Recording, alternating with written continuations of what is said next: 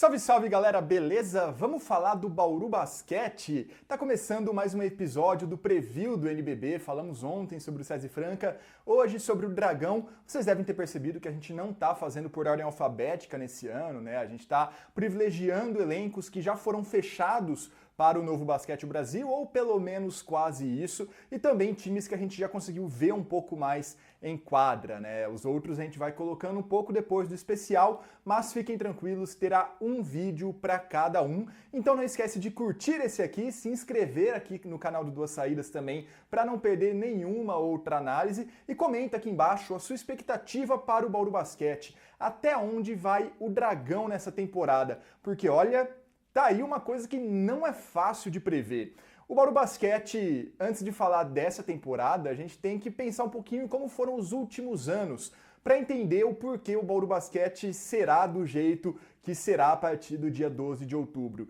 O Dragão, nas últimas temporadas, tem ali realizado quase que milagres orçamentários para se manter competitivo, né? O que eu quero dizer com isso?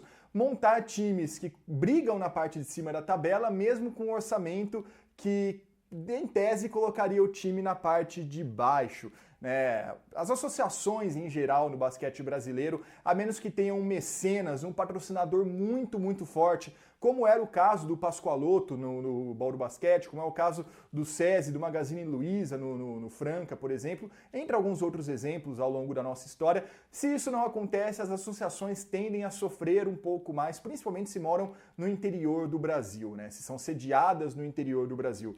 No caso de São Paulo, isso ainda é um pouco menos pior do que no interior de outros estados, mas também acontece.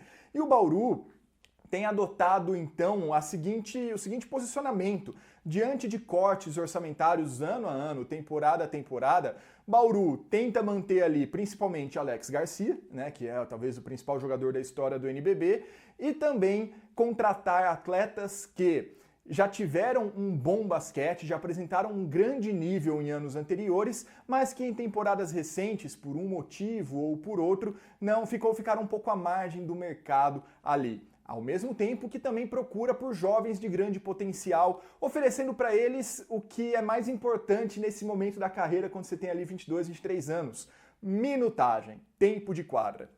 Então é assim que o Bauru Basquete tem conseguido ficar nos últimos anos, se manter, tem conseguido brigar nas temporadas recentes. Só que isso tem um problema, né? Se Bauru contrata esses caras na baixa, se Bauru aproveita momentos em que esses jogadores, momentos da carreira em que eles não estão tão visados assim pelo mercado, Bauru, ao contratá-los, redescobri-los, né, desenvolver esses jogadores novamente e mostrar para os outros times, para o cenário do basquete nacional, que esses caras são sim bons, de muita qualidade, ao término da temporada, times de maior orçamento fazem ofertas com salários incompatíveis para o Bauru Basquete, e aí o Dragão perde boa parte do seu elenco, pelo menos parte dos principais nomes, e aí na temporada seguinte tem que fazer tudo isso de novo, achar novos atletas, desenvolvê-los, e às vezes até com um orçamento menor do que o da temporada anterior, que já não era grande, que foi o que aconteceu esse ano, né? O Bauru, nessa estratégia, terminou nas quartas de final na temporada retrasada, foi eliminado pelo Flamengo, dando muito trabalho para o Flamengo, ganhando o jogo, inclusive, do rubro-negro. No ano passado, o Bauru foi semifinalista, né? Ficou entre os 4 primeiros do NBB, passou pelo Vasco naquela série A Flor da Pele nas quartas de final, depois foi eliminado pelo Flamengo novamente na semi, mas aí já numa série com muitos desfalques, o Bauru nem esperava muito que ia conseguir fazer alguma coisa. E o orçamento caiu, né? Mesmo assim, sendo semifinalista, é quase como se deu certo nos últimos anos, vai dar certo de novo. Vamos descobrir qual que é o limite desse Bauru Basquete. O problema disso, dessa estratégia, né, que é uma estratégia parte por necessidade, né, parte por visão de mercado, é que você precisa dar muito certo todos os anos. E isso não necessariamente acontece. Então é muito difícil a gente prever o que vai rolar com o Bauru nessa temporada. Claro, todos os times têm que dar certo todos os anos, né? Mas quando você remonta o seu elenco todo ou boa parte ano a ano, você meio que precisa acertar a estratégia consecutivamente. É diferente, por exemplo, do que a gente espera desse ano da Unifacisa, do Paulistano, do Vasco, em menor escala, do Minas, do SESI Franca, a São José, Pinheiros, que são times que mantiveram todo ou quase todo o seu time de uma temporada para outra. O Bauru não. E assim, é uma estratégia que faz mais sentido a gente citar quando a equipe almeja, ou pelo menos está habituada a ficar na parte de cima da tabela, né? Para os times que ficam na parte de baixo e se remontam, é quase que o tradicional, né? O modus operandi. Mas Bauru nos últimos anos se encaixou dessa maneira e está fazendo isso de novo. Alguns grandes exemplos mostram isso que eu quero dizer. A temporada retrasada, por exemplo, Bauru contratou Danilo Fusaro, Gemerson e Anderson Rodrigues. Fusaro e Gemerson não ficaram para a temporada seguinte. O Anderson ainda ficou, desabrochou ano passado, também já saiu do Dragão. Ano passado o Pedro Mendonça também foi um que se destacou muito com a camisa do Bauru Basquete. Então, tem dado certo. Não todas as vezes. O Gemadinho, ano passado, por exemplo, terminou o ano muito mal. Mas no saldo geral, acho que o torcedor e todo o staff do time pode ficar bem satisfeito com o que é apresentado a partir das circunstâncias, a partir do contexto. Outras duas coisas que o Bauru Basquete tem feito nesses anos mais de vacas magras, porém ainda de competitividade, é sacrificar o Paulista. Sacrificar o Paulista, alguns atletas mais experientes chegam depois, o Paulista também é utilizado para dar espaço para alguns atletas aí já de contrato mais curto, que jovens que se profissionalizaram não tiveram espaço, ou outros que acabaram rondando ali por equipes da parte de baixo da tabela, ou até por segundas divisões e não tiveram um grande destaque recentemente, para ver se surge alguma coisa. E eventualmente surge. O Maciel, por exemplo, na temporada passada é um exemplo disso. Estava lá, escondido, reserva da LDB do São Paulo, chegou no Bauru e foi muito importante em alguns momentos da última temporada, tá? Então o Bauru tem feito essa estratégia e ao longo do ano, aí já próximo à virada de turno do NBB, conseguindo um pouco mais de verba, um pouco mais de caixa e achando oportunidades de mercado, traz algum estrangeiro para completar o seu elenco. Também não é sempre que dá certo. Temporada passada com o Emmett Holt não funcionou, mas na passada com o Jeremy Holloway e com o Martin Cabreira o time melhorou bastante ao longo do ano. Então é uma situação que, dá um pouco mais de tempo para o time conseguir ali algum patrocinador que ajude a bancar um salário específico ou outro. A temporada vai andando, então às vezes os jogadores, se querem se recolocar, passam a aceitar salários mais baixos e principalmente contratos mais curtos, né? Se você contrata alguém em agosto, você tem que dar 10 meses, 11 meses de contrato para ele. Se você contrata em dezembro, janeiro, você dá 6, 7 no máximo, tá? Então é a estratégia que o Bauru tem feito e é assim novamente nesta temporada. Vamos puxar o elenco do Bauru Basquete? Eu tenho a listinha aqui para falar com vocês. Armadores, Dontrell Bright, Davi Rosseto e o Dam Giacom, né, o Evandro. Nas alas, Alex Garcia, Pedro Infante, Igor Araújo, que também joga ali como armador, Wesley Mogi e o Gustavo Santana. Os pivôs, a gente tem o Lucas Brandão, que também consegue fazer ala, Gemerson Barbosa e o Matheus Maciel. Pivôs, a gente tem o Andrezão e o Felipão.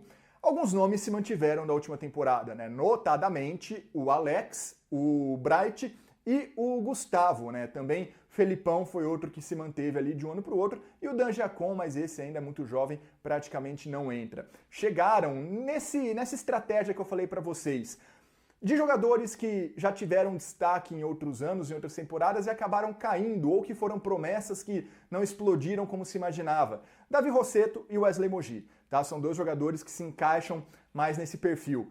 Já na categoria dos jogadores de muito potencial que podem e devem desabrochar no Bauru Basquete, obviamente esse nome é o Andrezão, né? Esse cara fez a transição da base para o adulto no Paulistano, jogando LDBs pelo CAP. Depois, ano passado, teve o NBB pelo Cerrado Basquete, foi muito bem. E nesse ano disputou a Liga de Desenvolvimento novamente pelo Paulistano e foi MVP. Então ainda é um cara que chega credenciado, é um cara que chega com uma expectativa muito grande nesse Bauru Basquete. Além deles, Pedro Infante também é um que surgiu ali nas categorias de base, jogou no São José, mas nunca chegou a explodir. E Lucas Brandão, vindo do Ponta Grossa, fez uma LDB muito boa, inclusive contra o Bauru Basquete. Foi contratado e já está muito bem no Paulista, tá? É um menino de muito potencial. Talvez o Andrezão seja um cara um pouco mais pronto, né? Eu falei de muito potencial para os dois, então fazer essa diferenciação. Andrezão é um cara já mais rodado, mais pronto, já com uma temporada inteira de adulto, MVP da LDB, e o Brandão ainda tem seus primeiros passos no profissional de alto nível. Imagino que vá bem esse ano, sim, mas para o ano que vem, talvez para o outro, seja ali um cara de fato para ser um jogador consistente no cenário nacional. Ele tem muito potencial para isso, tá? O Gustavo também é outro que foi contratado da LDB ano passado e cresceu bastante, mas sofreu ali com um pouco de lesão. É outro que deve ter um pouco mais de espaço e crescimento nesse NBB. Além do Igor Araújo, que se encaixa naquela categoria lá de jogadores que estavam um pouco mais escondidos, né? Ele já passou pelo Bauru, não teve uma passagem tão memorável assim, mas estava ali na segunda divisão. Bauru precisava de mais alguém para compor o elenco, foi chamado o Igor e tá jogando no Paulista e vai jogar o NBB também, né? Então vai manter aí ao longo da temporada e novamente, né? Não há nada para agora, mas Bauru tem contratado estrangeiros ali perto de novembro, dezembro, nos últimos anos. Imagino que algo do tipo possa acontecer novamente. É um time que, vou falar das pontos fortes, pontos fracos do Bauru, mas é um time que precisa ali de reforço na ala e principalmente nos pivôs, tá? E o Gemerson, né? Esqueci de falar do Gemerson, esse retorno aí para Bauru, praticamente no mesmo cenário, né? Ele se destacou 2 temporadas atrás, novamente, foi para o Minas, mas o Minas tinha ali uma concorrência muito grande, o Gemerson se lesionou, foi pouco lembrado no elenco do Minas ano passado e agora volta para Bauru, já lesionou de novo no Paulista, mas vai acabar jogando o NBB. Bauru é um time nessa temporada muito mais, já de início, mas com elenco que dá mais possibilidades para o Paulo César Jaú, que inclusive é a primeira temporada dele no Dragão desde o início, né? Ano passado ele pegou ali as vésperas do NBB. Então, se ano passado o Bauru conseguiu mais profundidade de elenco, mais opções táticas, né? Como variar o estilo de jogo do time, depois que o Jeremy Hollowell e o Martin Cabreira chegaram, nesse ano o Bauru já consegue, talvez não com o mesmo nível de jogador, mas já consegue fazer isso desde o começo, tá? Então, a armação, por exemplo, com o Dontrell Bright e com o Davi Rossetto, você pode jogar com um mais ágil, com um mais cadenciador, jogar com os 2 ou até com os 3 ao mesmo tempo. Teve um momento nessa temporada que o Bauru Basquete jogou com o Bright, com o Davi e com o Igor ao mesmo tempo em quadra. Claro, executando funções diferentes, mas é uma possibilidade também. Nas alas, com o Mogi, com o Alex, com o Pedro Infante, com o Gustavo, você consegue fazer times com características diferentes, mais altos, mais baixos, mais rápidos, mais fortes fisicamente. Então é algo que o Paulo César Jaú tem mais à sua disposição nesse ano. O que não dá pra gente falar tanto na questão dos pivôs, pelo menos no que a gente viu no Campeonato Paulista, que novamente, Bauru costuma, entre aspas, sacrificar, mas sem o Gemerson, por exemplo, a gente viu como ficou limitado ali. O Felipão quase não entra, o Brandão ainda entra, mas é bem jovem, fica basicamente o Andrezão, né, que também chegou do meio para o fim do Paulista porque estava disputando a LDB. Então é um Bauru Basquete que ainda vai tentando se encontrar, um Bauru Basquete que jogou quase nada todo mundo junto, né? Gemerson e Andrezão, por exemplo, quase não foram vistos em quadra simultaneamente. Aliás, não me recordo se foram, tá? Preciso até confirmar isso para vocês, mas se foram foram em poucas oportunidades, tá bom?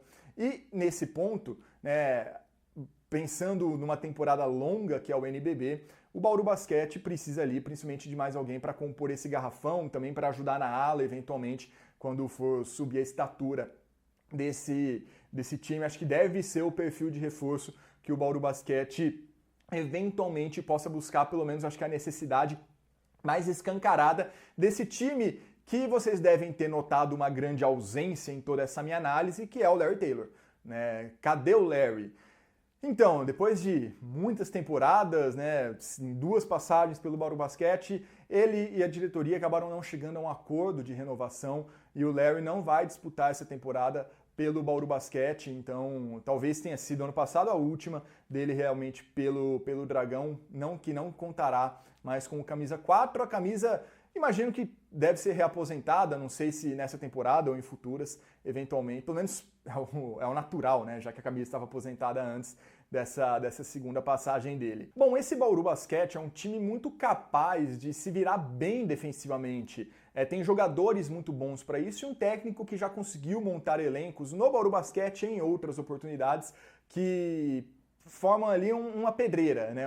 Um time muito chato de se enfrentar. Você tem Alex Garcia, que dispensa comentários, Dontrell Albright, o jogador que venceu o prêmio de melhor defensor na temporada passada, líder em roubos também, contra-ataques, cestas muito fáceis geradas a partir dessa explosão e desses roubos que ele produz. Wesley Moji é o jogador que se destaca defensivamente, Davi Rossetto também sempre teve isso como característica. No ataque, muitos com característica de chutar para três, o Moji novamente a esse nome. O Moji até, talvez numa comparação mais próxima com o Gemadinha, mais ou menos o que o Gemadinha faz com mais defesa e mais altura, tá? Então, dá pra gente imaginar um Bauru um pouco mais físico também. Ele tem um corte para dentro, de fora para dentro, muito, muito bom. Já venceu o torneio de enterrada, é muito explosivo também. Vocês já conhecem bastante o Wesley Moji. Lucas Brandão é um cara que chuta de três. O Andrezão, diferente do Anderson Rodrigues, é um cara mais versátil ofensivamente falando, chuta de todo o canto da quadra, tem um trabalho de pick and roll muito bom e um passe muito bom também, tá? Ele ali na cabeça do garrafão, ele tem uma visão de jogo muito interessante para distribuir as jogadas, é uma alternativa, é algo que a gente deve ver cada vez mais. Andrezão, inclusive, ao lado talvez, acho que do Reinan, do Pinheiros, um dos grandes candidatos a vencer o prêmio de destaque jovem nessa temporada, né? Porque são jogadores ali na faixa dos 22 anos que vão ter mais tempo de quadra e aí estatisticamente se destacam, ficam mais lembrados e mais visados para a premiação do final do ano, mas assim, prêmio individual vai acontecer daqui 8 meses e tal. Só tô dando uma prévia do que a gente pode imaginar para o Bauru Basquete nessa temporada. E diante de tudo isso, Lucas, o que vai acontecer com o time, né? Vai brigar por G4 de novo? Vai incomodar os grandes mais uma vez?